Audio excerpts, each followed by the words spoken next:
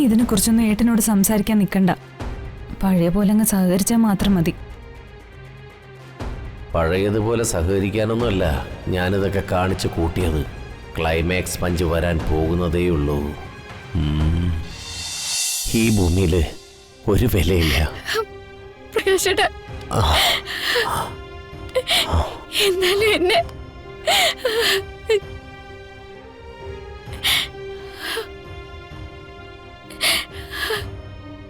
അതുമായിട്ട് ഒരു സ്വസ്ഥതയും സമാധാനം ഇല്ലാതായി. ആ ബസ്സിൽ തന്നെ കഴിഞ്ഞാൽ മതിയായിരുന്നു. അച്ഛാ സോറി. നിങ്ങളുടെ മുന്നിൽ വെച്ച് ഞാൻ ജഗൻ അത്രയെങ്കിലും സംസാരിച്ചില്ലായിരുന്നെങ്കിൽ എൻ്റെ വന്ദനമോള് ഒറ്റപ്പെട്ടു പോയേനെ. നന്നായി. സാരല്ല ജഗ, വന്ദനയ്ക്ക് ഇതിപ്പോ ഒരു ശീലം.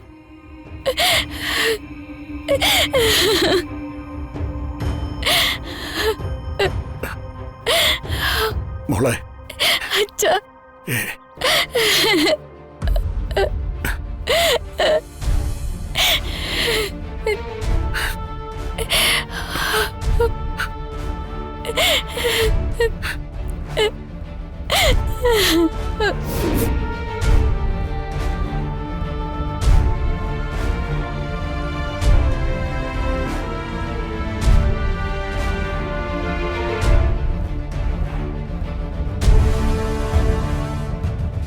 ഞാനൊരു ടാക്സി വിളിക്കാം, ഹോസ്പിറ്റലിൽ കാണിക്കാം. അതൊന്നും വേണ്ട, എനിക്ക് അത്ര വലിയ കുഴപ്പമൊന്നുമില്ല. ഹരിതേ, ഒരു തവണ നമുക്ക് നമ്മുടെ കുഞ്ഞിനെ നഷ്ടപ്പെട്ടതാ. എടാ എനിക്ക് കുഴപ്പമൊന്നുമില്ലെന്ന് പറഞ്ഞില്ലേ? മനോജ്, നീ അവിടെ കാണിച്ചത് വളരെ നിലവാരമില്ലാത്തൊരു പ്രകടനമായിപ്പോയി. വന്ദനേച്ചി അങ്ങനെ ഒരു കാര്യം ഉദ്ദേശിച്ചിട്ട് പോലുമില്ല. ഭയങ്കര ബോറായിപ്പോയി. ബോറായിപ്പോയി, എനിക്കും അറിയാം. നിവൃത്തികേടുണ്ട്. എടാ ഞാൻ ഹരിതേ, വേറെ കുഴപ്പമൊന്നുമില്ലല്ലോ അല്ലേ? എനിക്ക് കുഴപ്പമൊന്നുമില്ല. പക്ഷേ ഈ മനോജ് വന്ദനേച്ചി എന്തൊക്കെയാ വിളിച്ച് പറഞ്ഞ?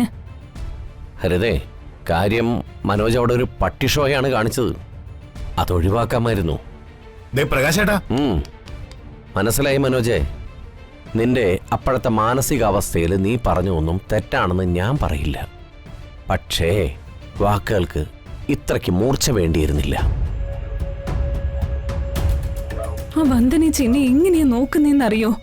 അതെങ്കിലും ഈ മനോജ്. ഹരിതേ, വന്ദന പാവാണ്, സമ്മതിച്ചു. പക്ഷേ കഴിഞ്ഞ തവണ ഹരിത പ്രഗ്നന്റ് ആയിരുന്നപ്പോ വന്ദനയുടെ കയ്യബ്ദം കൊണ്ടാ കുഞ്ഞിന് മരണം സംഭവിച്ചത്.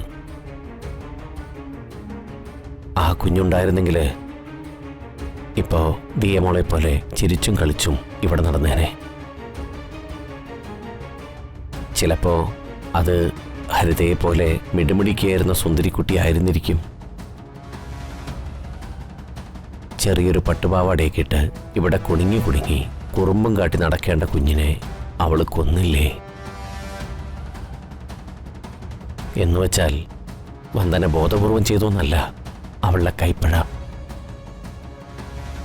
നഷ്ടമാർക്ക. മനോജകനെ പ്രതികരിച്ചതിൽ തെറ്റൊന്നും ഞാൻ കാണുന്നില്ല. വന്ദനേച്ചി എന്റെ ഏട്ടന്റെ ഭാര്യയാ. ഏട്ടന്റെ മുന്നിൽ വെച്ച് എനിക്കത് സങ്കടമായി. അതിന് ജഗൻ മറുപടി പറഞ്ഞല്ലോ, അതവിടെ തീർന്നു. എന്നാലും ഞാൻ അതല്ല ആലോചിക്കുന്നത്. ആരായിരിക്കും അവിടെ തൈലം കൊണ്ട് ഒഴിച്ചു വെച്ചിരുന്നത്? അതേതായാലും നല്ല ഉദ്ദേശത്തോടുകൂടി ആയിരിക്കില്ലല്ലോ. അമ്മയേതായാലും ഈ നെറുകെട്ട പണി ചെയ്യില്ല. പിന്നെ ഇവിടെയുള്ള 2 പെണ്ണുങ്ങൾ, എൻ്റെ ഭാര്യ സുചിത്രയും വന്ദനയും, ഇതിലാരാണെന്ന് കണ്ടുപിടിക്കാനുള്ളത്. ഹരിതയുടെ കുഞ്ഞ് പറക്കാതിരുന്നാല് ആർക്കായിരിക്കും ലാഭമെന്ന് ചിന്തിച്ചാൽ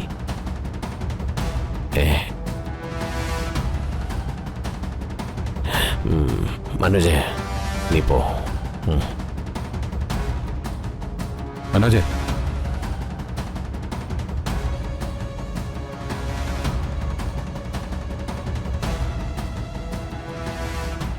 മോളെ ഇപ്പൊ എങ്ങനെയുണ്ട്?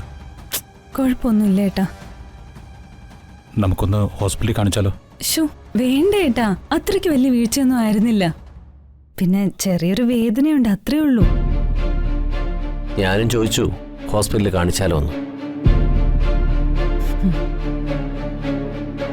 ചേട്ടാ, ശരീരത്തിനല്ല വേദന, മനസ്സിനാ. വന്ദനേച്ചിയോട് മനോജ് മോശമായിട്ട് സംസാരിച്ചു.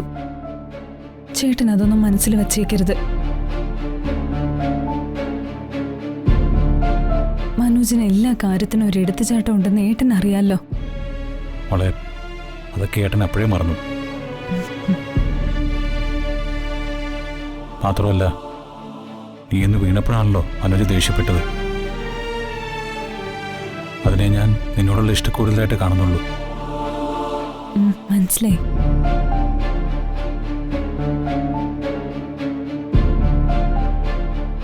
എനിക്ക് മനോജിനോട് പിണക്കമൊന്നുമില്ലെന്ന് നീ പറയണം. എന്തെങ്കിലും ബുദ്ധിമുട്ടുണ്ടെങ്കിൽ വിളിച്ചാൽ മതി, ഞാൻ വന്ദനെ ഒന്ന് സമാധാനിപ്പിക്കട്ടെ. ഏട്ടാ, വന്ദനേച്ചിയോട് എനിക്ക് പിണക്കൊന്നുമില്ലെന്ന് പറയണം. ഞാൻ കുറച്ച് റെസ്റ്റ് എടുത്തിട്ട് വന്ദനേച്ചിയെ കാണാൻ വരാം. വേണ്ട, അവൾ ഇങ്ങോട്ട് വന്നോളൂ.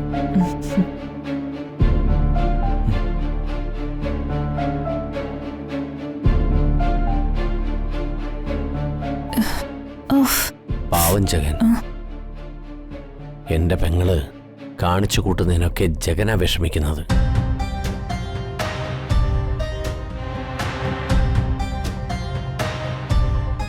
ജഗന് പിണക്കൊന്നുമില്ല എന്ന് പറഞ്ഞെങ്കിലും ജഗൻ വന്നപ്പോ നീ ഇവിടെ നിന്നിരുന്നെങ്കിലും ഉണ്ടല്ലോ. മനോജ്, ഇനി ഇതിനെ കുറിച്ചൊന്നും ഏട്ടനോട് സംസാരിക്കാൻ നിൽക്കണ്ട. പഴയ പോലെ അങ്ങ് സഹകരിച്ചാൽ മാത്രം മതി. പഴയതുപോലെ സഹകരിക്കാനൊന്നുമല്ല ഞാനിതൊക്കെ കാണിച്ചു കൂട്ടിയത്. ക്ലൈമാക്സ് പഞ്ച് വരാൻ പോകുന്നതേയുള്ളൂ. പ്രകാശേട്ടൻ എന്താ ആലോചിക്കുന്നത്? ഏതായാലും ഹരിത ഒന്ന് വീണു. കുഴപ്പമൊന്നുമില്ലെങ്കിലും കുറുപ്പ് സാറിനെ ഒന്ന് വിളിച്ചിട്ട് നല്ലൊരു ഗൈനക്കോളജിസ്റ്റിനെ ഒന്ന് പോയി കാണണം. രണ്ടാമത്തെ കുഞ്ഞും അബോട്ടായി കഴിഞ്ഞാൽ പിന്നെ മൂന്നാമതൊരു കുഞ്ഞ് 90% ഉണ്ടാകാൻ സാധ്യതയില്ല. കുഞ്ഞുങ്ങളില്ലെങ്കിലേ ജീവിതത്തിന് തന്നെ അർത്ഥമില്ലാതാവും. മനോജേ, ഇപ്പൊ തന്നെ ഹരിതയെ കൊണ്ട് കുറുപ്പ് സാറിനെ വിളിപ്പിക്കേ. ശരി ഏട്ടാ.